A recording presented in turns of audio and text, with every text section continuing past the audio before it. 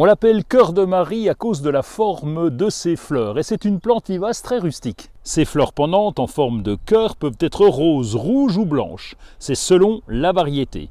Les fleurs apparaissent généralement au printemps et jusqu'au début de l'été.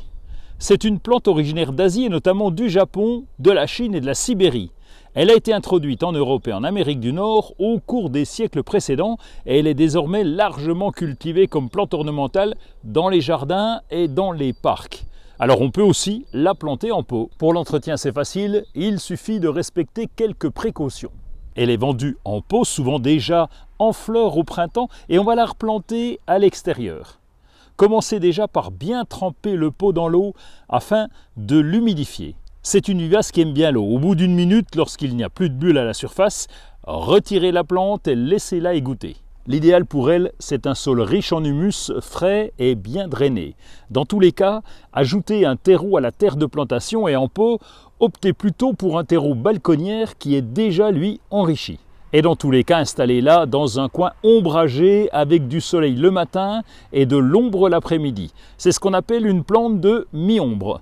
Placez la plante au centre du trou et tassez le terreau de chaque côté de la motte.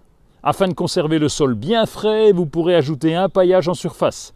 Ce paillage servira aussi en hiver pour protéger les racines du froid.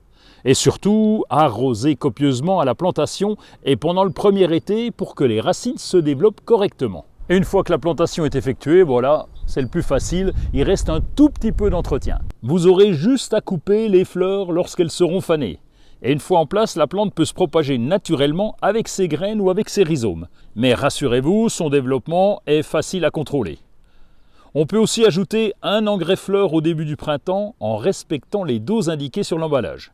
Il y a de nombreuses variétés et vous aurez l'embarras du choix. Ne soyez pas inquiets, en hiver, la partie aérienne disparaît et la plante repousse à chaque printemps. C'est le principe d'une plante vivace. C'est pas toujours facile de trouver une plante demi-ombre et les cœurs de Marie, eh bien, elles sont parfaites pour cette situation.